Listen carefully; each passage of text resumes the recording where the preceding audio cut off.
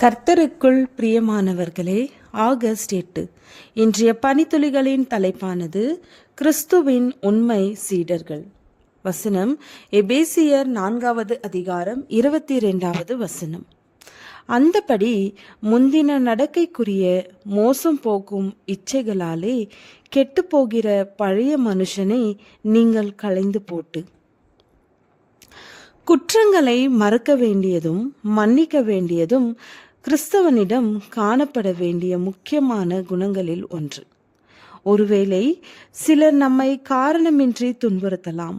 அவர்களை கிறிஸ்து நம்மை மன்னித்தது போல மன்னிக்க வேண்டியது அவசியம்.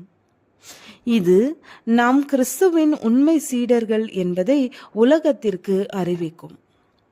இங்கிலாந்து நாடு உலக பெரும் நாடாக ஆட்சி நடத்தி வந்த காலத்தில் கேப்டன் கொனோலி என்பவர் அரசாங்க வேலையாக ஆப்கானிஸ்தான் நாட்டுக்கு அனுப்பப்பட்டார். ஆனால் அவர் திரும்ப வரவில்லை. அவருக்கு என்னவாயிற்று என்று யாருக்குமே தெரியாமல் போயிற்று.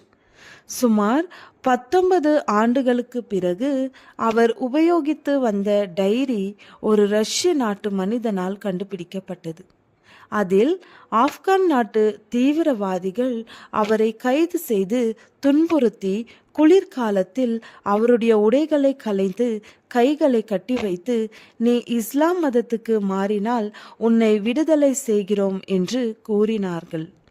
அதற்கு கொனோலி மறுப்பு தெரிவிக்க அவரை சிறை சேதம் செய்தனர் என்று குறிப்பிடப்பட்டிருந்தது.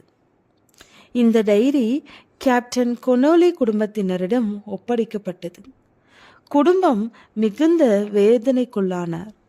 சில காலம் சென்ற பின்பு ஆப்கான் நாட்டு மக்களுக்கு கிறிஸ்துவின் அன்பை செயலில் காட்ட தீர்மானித்து ஆப்கானிஸ்தானின் பழங்குடிகள் வாழும் இடத்தில் ஒரு மருத்துவமனை கட்டுவதற்கு உதவி செய்தார்கள். இந்த மருத்துவமனைக்கு சிகிச்சை பெற வருகிற யாவரும் இந்த குடும்பத்தினர் செய்திருப்பதை குறித்து ஆச்சரியப்பட்டார்கள். எந்தவித தவறும் செய்யாத ஒரு மனிதனை நம் ஜனங்கள் கொலை செய்தார்கள். அவரின் குடும்பத்தினர் நமக்கு உதவி செய்கிறார்களே, இது எப்படி என்று கேட்பவர்களுக்கு இந்த மருத்துவமனையில் உள்ளவர்கள் கொடுக்கும் செய்தி இதுதான் கிறிஸ்துவின் குணம். நான் உங்களுக்கு சொல்லுகிறேன், உங்கள் சத்துருக்களை சிநேகியுங்கள், உங்களை சபிக்கிறவர்களை ஆசீர்வதியுங்கள், உங்களை பகைக்கிறவர்களுக்கு நன்மை செய்யுங்கள், உங்களை நிந்திக்கிறவர்களுக்காகவும் உங்களை துன்பப்படுத்துகிறவர்களுக்காகவும் ஜெபம் பண்ணுங்கள். மத்தேயு 5வது அதிகாரம் 44வது வசனம். தவறு செய்தவர்களை மன்னித்து அவர்களுக்கும் அவர்களை சார்ந்தவர்களுக்கும் உதவி செய்ய வேண்டும் என்பதே ஆகும். பிரியமானவர்களே, உங்களுக்கு துரோகம் செய்கிறவர்களுக்கு நன்மை செய்யுங்கள். கிறிஸ்துவும் நம்முடைய எதிரிகளை மன்னித்தார். ஜெபம்.